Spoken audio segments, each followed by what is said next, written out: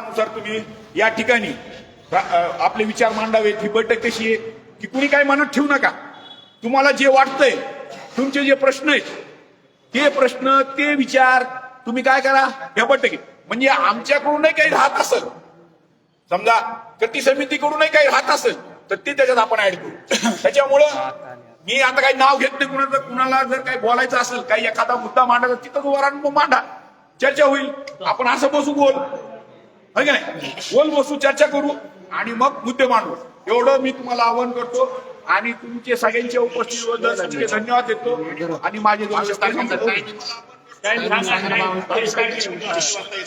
22 तारखेला 11 वाजता, सकाळी 11 वाजता शिवाजी पुतळ्याच्या जवळ जिथं उपोषण झालं तिथं सगळ्यांची हजर आहे. आणि एक लक्षात ठेवा, तिथं हजर झाल्यानंतर आपल्या आधी पोलिसांची गती असते. तुम्हाला एक सांगतो, आपण येतो पोलीसवाले हुकीचा आम्हाला अनुभव आहे. पोलीसवाले त्यांना काय हुकीचे दादागिरी करते. जर आपण आता आम्ही ठरवलंय नेते मंडळी कृती समिती तर त्यावेळेच्या आधी तिथं हजर असली पाहिजे. ही जर हजर राहिली तर ते पोलीसवाले त्या प्रकारचं कृत्य करत नाही. दंडुगाव माणसाला काय झालं, सगळं हाकून दिले होते आपले बरेच लोक आले. हा, त्याच्यामुळं पाळा.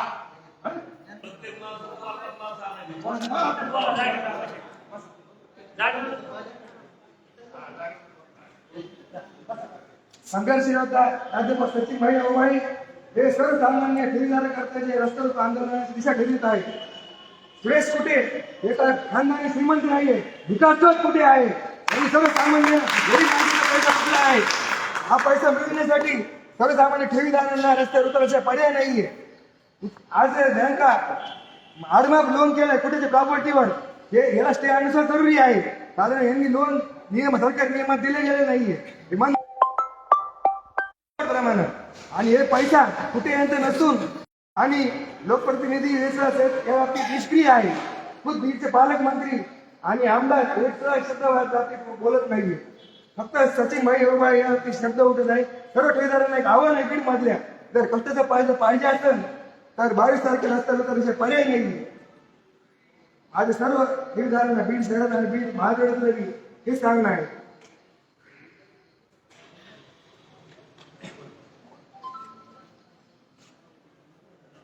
बीड शहरातील सर्वसामान्य कुटुंबाचे असलेले सचिनभाई अवभाळे या माणसाने घरदार न बसता आपल्यासारखे सर्वसामान्य लोकांसाठी, आणि एवढे बीड म्हणजे 100 वगैरे पुढे नाहीत, पण आज बीड मधला स्थानिक आमदार सुद्धा नाव काढायला तयार नाही. पण ह्या माणसाने एवढं जबरदस्त काम केलंय की आज ह्या माणसामुळे कमीत कमी 5 ते 10 हजार लोक ठेवीदार आत्महत्या करून गेले असते. माझ्यासमोर कमीत कमी बाबा नाही तुझे पैसे मिळणार आहेत, तू घाबरू नको बाबा, ह्या तारखेला नाही पुढच्या तारखेला म्हणते थांब बाबा, असं आपण जाऊन भेटू आपण बोलू. ह्या माणसाने इतकं मार्गदर्शन केलेलं आहे. या माणसाचा किती उपकार आहे आपल्या, उत्तर करू शकणार नाही आपण या सचिन उभाल्याचे. तर सगळ्यांना एक नम्रतेची विनंती आहे, 22 तारखेला हे रस्ता रोको आंदोलन आहे. हे 5 आणि 50 आणि 100 आणि 200 लोकांना उपयोग नाही. कमीत कमी 10,000 20,000 लाखांनी लोक यायला पाहिजे. 2 लाख ठेवीदार आहेत आणि लोक 200 500 हजार काय होणार आहे. कंडक्टरला सुद्धा घाम फुटला पाहिजे आणि वरील मुख्यमंत्र्याला सुद्धा घाम फुटला पाहिजे. काय ट्रीटमेंट झालं काय, असं वातावरण निर्माण व्हायला पाहिजे. आणि सगळ्यांनी त्या राणे समर्थ सचिन भाई अवभाळे यांच्या पाठीशी पाठबळ द्यावा.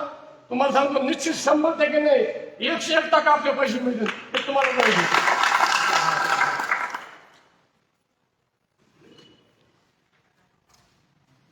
मुंडेश्वर काकांनी आता सांगितलं की गृहमंत्र्यापर्यंत ही गोष्ट गेली पाहिजे. तुम्हाला सांगू इच्छितो, आमचे जाणण्याचे मित्र डॉक्टर सागर कोटंबे यांनी गृहमंत्र्याची कालची अपॉइंटमेंट घेतली होती. 3 गाड्या आम्ही केल्या होत्या जाण्यासाठी. 3 माणसं फक्त आमच्या सोबत आले. काल सकाळी त्यांच्याशी भेट झाली. त्यांच्यासोबत आशिष शेलार सर पण होते आणि बावनकुळे सर पण होते. त्यांना पण निवेदन दिलेले. त्यांनी फक्त एका वाक्यात विषय संपला सकाळी की हा विषय फार गंभीर आहे आणि दुपारी परत आपण बोलू म्हणून सांगितलं.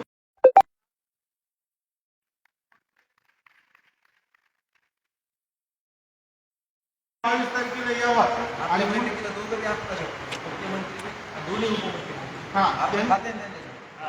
त्यांनी यायला पाहिजे. दुसरी गोष्ट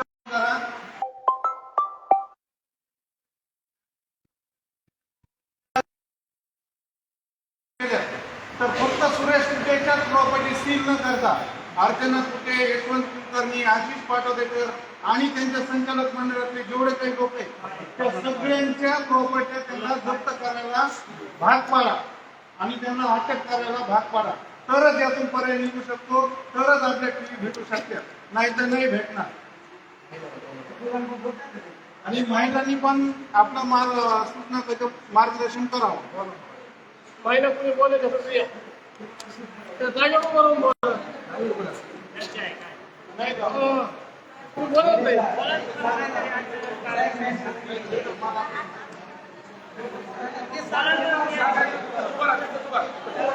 त्या जागेवर बोला.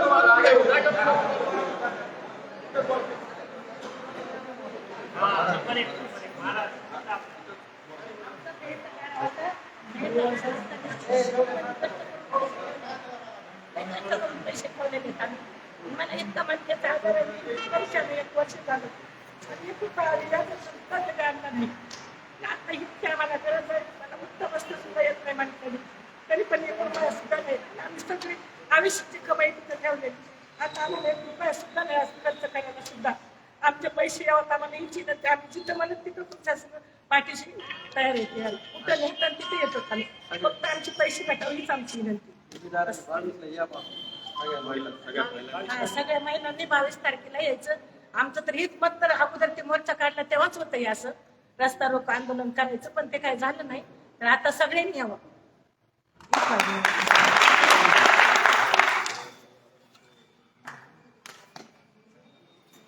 सर्व जमलेले बंधू आणि भगिनींनो, मी शेख कुतुब, मी महाविद्यालयाचा ठेकेदार आहे आणि जवळपास 1.5 वर्षापासून हा एवढा मोठा लढा लढतो. त्याच्यामध्ये माझे मित्र पले साहेब आहे, आम्हाला सचिन भाई खूप आंदोलन मदत मिळाली. पण तुम्हाला थोडंसं एकदा सांगू इच्छितो, ज्यावेळेस भगवान शिंदे आम्हाला धोका दिला त्या दिवसापासून आम्ही आजपर्यंत शासनाच्या विरोधात लढतो, भगवान शिंदेच्या विरोधात लढतो, पोलीस यंत्रणाच्या विरोधात लढतो. ह्या ठेवीदारामध्ये तुम्हाला सांगतो की पोलीसवाले आहेत, वकील आहेत, कोर्टातले लोक आहेत, खूप सज्जन लोक आहेत, गरीब आहेत, मोठे आहेत, बल्लड्डे आहेत, 1-2 कोटीवाले चोरी छुपी लपणारे ते मी तोंड दाखवत नाही. जोपर्यंत तुम्ही समोर सगळे मिळून येणार नाहीये, हा लढा रस्त्यावर सतत तुम्हाला लढावा लागणार आहे. हा लढा 1-2 दिवसाचा, 1 वर्षाचा, सामान्याचा नाही. आम्ही एवढा मोठा याच्यातून अनुभव घेतलाय की ह्या लढ्यामध्ये आम्हाला राजकीय, जसं सचिन भाईंनी सांगितलं, राजकीय लोक कुठलेही तुम्हाला सहकार्य करणार नाहीत, कधीही नाही तर करणार नाही. कारण की हे लोक पहिले अगोदर त्यांच्याकडून पैसे घेऊन मॅनेज झालेले. आमचा स्पष्ट आरोप आहे.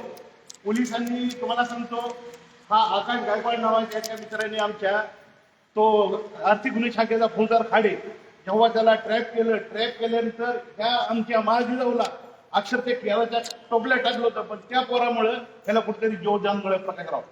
अक्षरशः कुणी मोजत नव्हतं, पण त्या प्रकरणामुळे सतत ही आमची बातमी पेपरला येत गेली.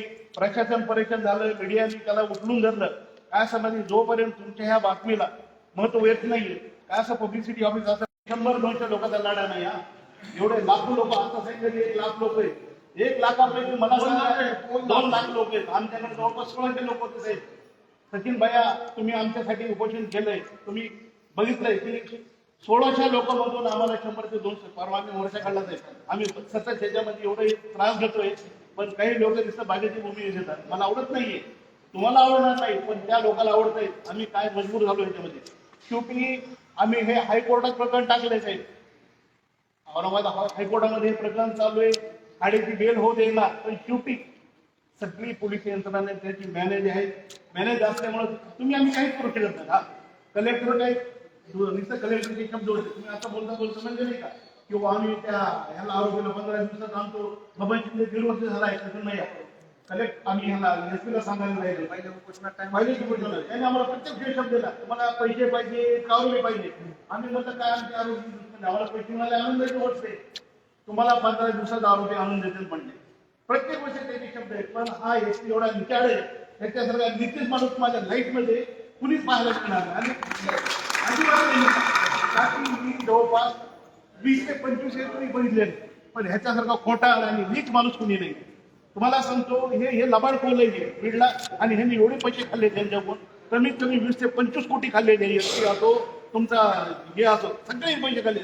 खाड्यासारखा माणूस एका माणसाकडून जो की थर्ड पर्सन आहे 1 कोटीची लाच खातो, त्यांनी किती खाल्ले असेल?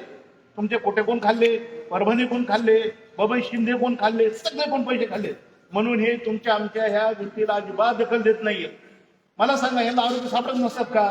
अहो मेलेले म्हण्यातून हे बोलतं कबूल करतात, बोलायला लावतात त्याला आणि ह्यांना आरोग्य सापडा नका. बबन शिंदे आम्ही त्याला 100 बार बोलू साहेब, बबन शिंदे हा एवढा मोठा डॉन नाहीये. बबन शिंदे तुम्हाला आणायचं म्हणजे एवढं आम्हाला तुम्हाला सांगितलं आता कोण म्हणले होते तुम्हाला म्हणतात विचारून द्या. अहो आम्हाला हे शब्द असायचे, त्यांचा पत्ता सांगा. पत्ता आम्ही सांगायचा का तुम्ही सांगायचं? प्रकाशराव आम्ही सगळ्या प्रॉपर्टी आहे. सचिन भाई 1 रुपयाची प्रॉपर्टी पोलीस निघाली नाही. आर्थिक गुन्हे शाखेने काही केलं नाही याच्यातलं. सगळे आमचे हे खातोडे पाटील आहेत, आमचे परसे त्यांनी 72 कोटीच्या प्रॉपर्टी शोधून काढल्या 2 दिवसात. सगळं मटेरियल त्यांच्या हवाली करते हरण भरायचं. तुम्हाला सांगतो हे सगळे केले, त्याच्या प्रॉपर्ट्या काढल्या. आम्ही ते आरोपीची पट्टी दिली, त्यांनी आरोपी आले. परवाची मुलीबाईची आरोपी तुम्ही पट्टा दिला, त्यांनी आले. हे मनाने काही करत नाही, कारण हे पैसे खाऊन फिरबिंद झाले. तुम्हाला ह्यांच्याकडून अपेक्षा ठेवणं चूक आहे. जोपर्यंत तुम्ही स्वतः रस्त्यावर येणार नाहीये, रस्त्यावर जोपर्यंत काहीतरी अतिकल्याण केल्याशिवाय तुम्हाला ह्याच्यात मार्ग मिळणार नाही. आणि 100 आणि 200 300 लोकांचा हा लढा नसतो. पैसे प्रत्येकाचे आहेत, प्रत्येकाने रस्त्यावर आलंच पाहिजे, प्रत्येकाने आपले लोक जमा केले तर याला महत्व आहे. अहो याच्यामध्ये आम्हाला पोलिसांनी अजिबात काय केलं नाही, सगळं जगदाय नाही. आम्हाला कलेक्टरनी मत केली नाही. अहो हे जे शब्द होते आम्ही तुम्हाला आता एक 8 दिवसात तुमची त्याच्यामध्ये SIT लिहिली. प्रकाशराव SIT लिहिली. SIT मध्ये जे अधिकारी होते का हे सगळे धड होते. त्यांनी सगळा जो FIR दाखल केलाय त्याच्यामध्ये जे काही मुद्दे मांडले आम्हाला ते पटत नव्हते. आम्ही त्यांच्यावर ॲलिगेशन केलं किंवा आमचे जे महत्वाचे मुद्दे ते तर होऊन गेले, तुम्ही हे काय केले आम्हाला नाही पटलं. आम्ही पुन्हा त्याची दाखल केली का की चिपाले साहेबांनी आम्ही जाऊन 3 बार आरामात गेलो, तिथं कोर्टात वकील लावले.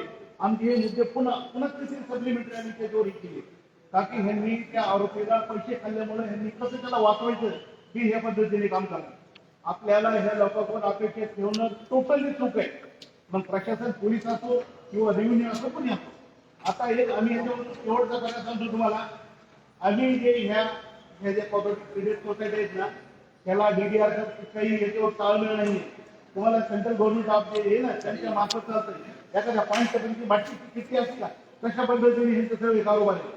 हे कलेक्टर म्हणतो आमच्या ह्याच्यात मुदत नाही, DDR म्हणतो आमच्या ह्याच्यात नाही, तुमचा हा कमिशनर म्हणतो आमच्या शेवटी त्याला जेव्हा तिकडून वरून कुठेतरी दबाव आला थोडंसं हे कुठेतरी कारणं दिलेली पण अजून काही केलं नाही.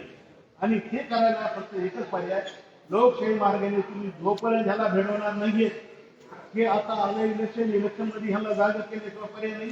राजकीय लोक आपल्याला मदत करणार नाही, तुम्ही ह्यांची अपेक्षा करून द्या. मग आमदार असो खासदार असो कोणी असो आम्ही आतापर्यंत लढून ह्यांचे चौकटी दरवाजे हे करून सगळं कोणी काम केलं नाही आमचं. म्हणून माझी एक सर्वांना विनंती आहे की आज इथे 100 असतील 150 असतील 200 असतील सचिन भैयांनी जो 22 तारखेला जो रस्ता रोकोचा किंवा हे ठेवलेला कार्यक्रम आहे साहेब तुम्हाला सगळ्यांना आमचे हेच ना पाटील तिथं आपण कमीत कमी प्रत्येकाने 10 तरी लोकांना होतं आणि तुमचे 10,000 जर पब्लिक असेल 2 लाखामधून तर त्याला तरी कवडी किंमत कुठं महत्व राहील.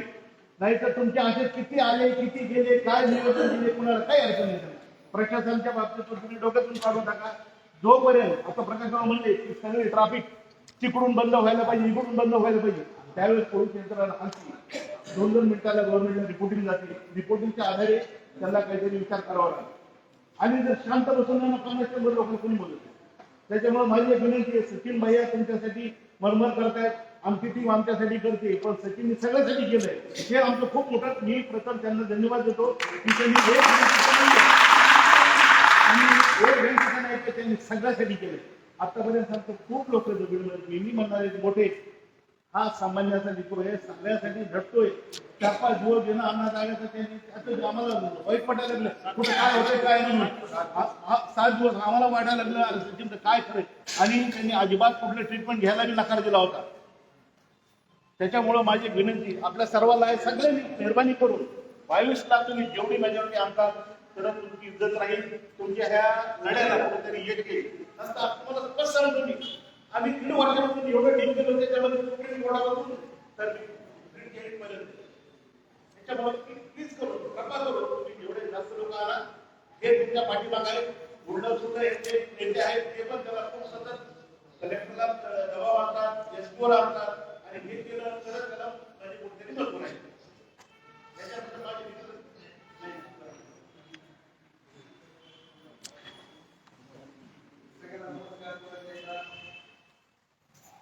22 तारखेला जो रस्ता रोको होणार आहे त्याच्या संदर्भामध्ये आपल्याला काही आचारसंहिता देखील काही पाळायची आणि आता कुतुब चाचांनी जे आपल्याला सांगितलं की जिजाऊच्या संदर्भामध्ये गेल्या 1.5 वर्षापासून आम्ही जो लढा लढतोय तो दोन्ही बाजूने लढतोय, रस्त्यावरही लढतोय आणि न्यायालयीन पण लढतोय. तशाच प्रकारे आता देखील आपल्याला हे सर्व मल्टीस्टेटच्या विरोधामध्ये रस्त्यावरची लढाई सुद्धा तेवढ्याच ताकदीने लढायची आहे आणि न्यायालयातली लढाई सुद्धा तेवढ्याच ताकदीने आपल्याला लढावी लागेल. आपण कमी कुठं पडतो? आजचं युग जर बघितलं तर आजचं युग हे सगळं तंत्रज्ञानाच्या जोरावरती, सोशल मीडियाच्या जीवावरती चाललेलं आहे.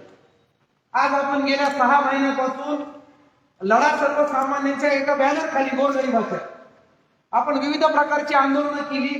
बीड मधल्या वर्तमानपत्रानं जर सोडलं तर आपल्या आंदोलनाला इलेक्ट्रॉनिक मीडियाने कुठं प्रसिद्धी दिली आहे आणि मराठवाड्यामध्ये 2 आंदोलनं चालू आहेत. मराठा आरक्षण आंदोलन चालू आहे, ओबीसी आंदोलन चालू आहे. अरे आपलं सुद्धा हे पोटासाठीचं आरक्षण म्हणावं लागलं. परंतु याच्या कुणाचं लक्ष नाहीये. मराठवाड्यातला सगळ्यात पोटतिडकीचा जर विषय कुठला असेल आज तर या मराठवाड्यातल्या मल्टीस्टेट आयोगानं लावलेल्या आपल्याला विकेचे ढोळे सगळ्यात महत्वाचा गंभीर प्रश्न आहे आणि ठेवीदाराची ताकद काय करू शकते हे लोकसभेला सुद्धा दिसलेले. आज आपली जी काही लढाई येऊन ठेपलेली आहे किंवा लढाई जी चालू आहे